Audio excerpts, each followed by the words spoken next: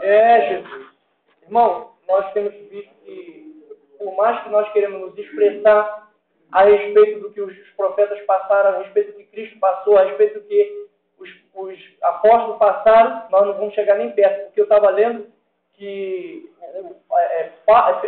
Paulo, ele além de ter sido esbofeteado também foi açoitado também foi, ainda prenderam ele pelos pés também com as correntes, né? Quando o anjo foi também ali parece que era Paulo e Silas, na prisão, eles tinham prendido o pé dele também. Vocês vão ver que às vezes a gente vê essas gravuras de filme, da época da escravidão, tem as torturas das correntes, né? Então isso é coisa antiga, tem a corrente, bota no tronco, então fica preso ali pelo pé para a pessoa não fugir. Já naquela época, isso é o que eu estava lendo esses dias. Então já naquela época, Paulo passou por esse processo, né, de ser chicoteado, de ser preso pelos pés, de ser colocado numa prisão. Então, nós aqui, para trazer o Evangelho, não sofremos nada nessa terra. Muito ao contrário, né, irmão? Nós podemos entrar, podemos sair, né, levando a palavra do Senhor. Hoje em dia, nós vemos ali no centro de Pavuna, de Caxias, de Nova Iguaçu, enfim, todo o centro comercial hoje em dia tem o chamado... os seguranças que colocam ordem, né? Alguma coisa com a palavra ordem nas camisas. Eu não sei se é ordem urbana, eu esqueci o nome da palavra exata. Então, se a gente for levar um folheto ali onde eles estão, eles costumam mandar, não dar o folheto. Esse dia eu estava na estação do trem da Pavuna, ali na travessia, bem ali parado onde o trem passa.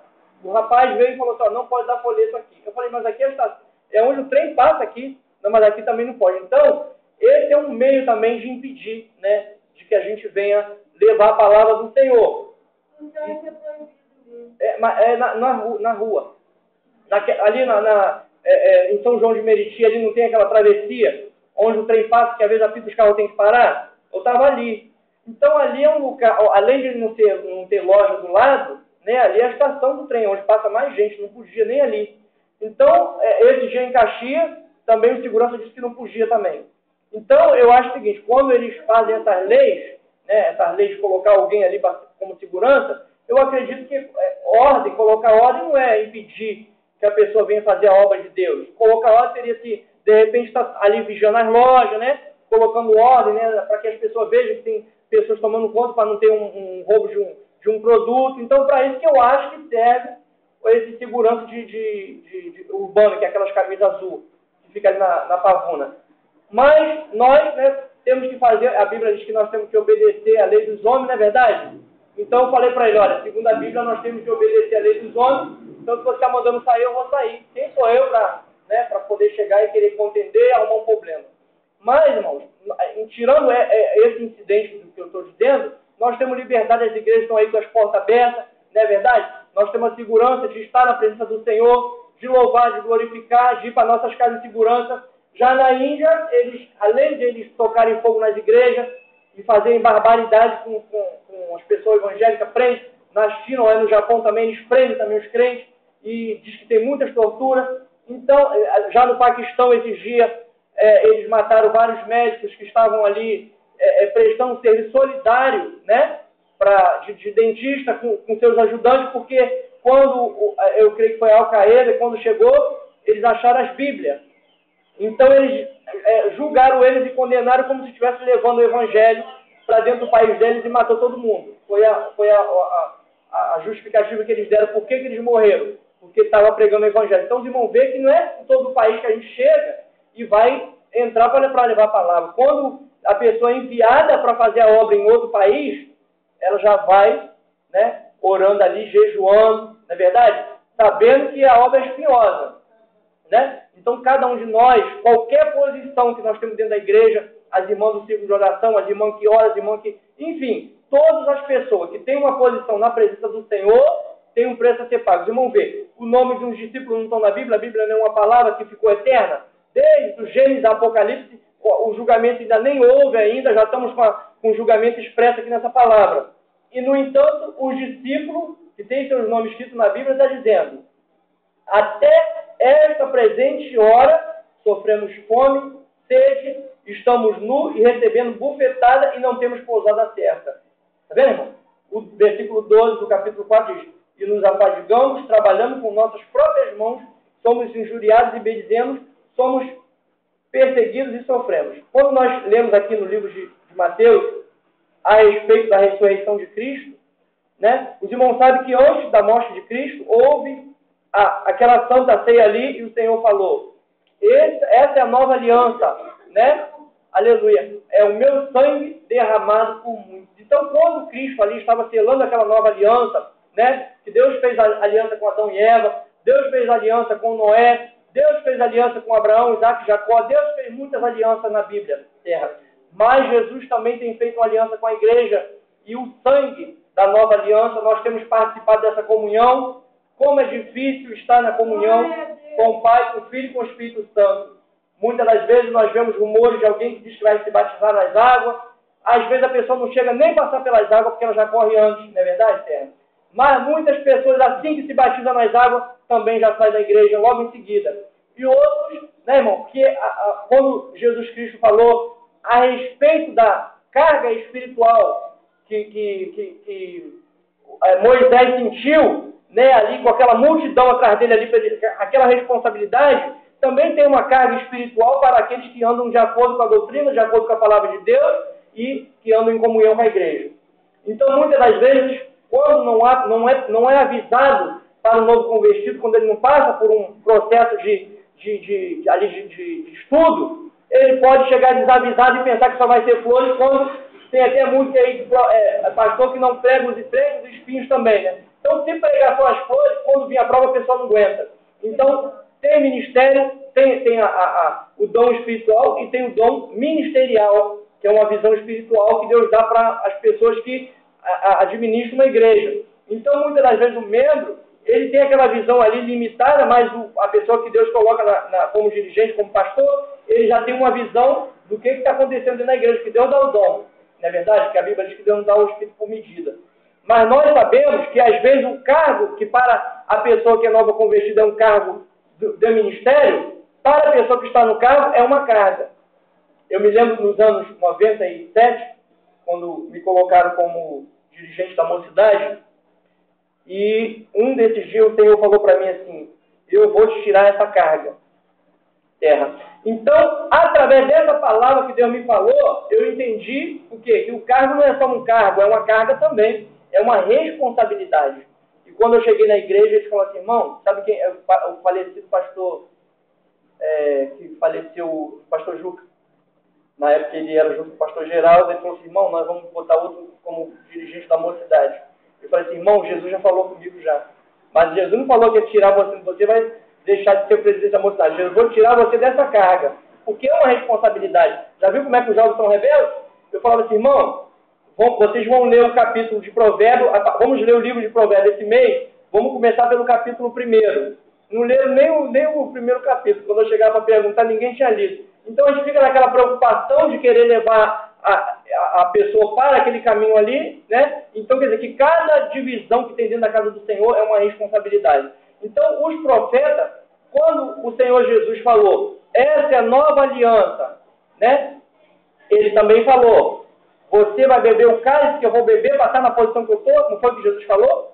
Então, quando aquele cidadão queria chegar ali, queria sentar do lado de Jesus lá no céu, eu quero ficar aí do teu lado. Jesus falou assim: olha, quem vai dar divisão dos cargos no céu não sou eu, é o Pai.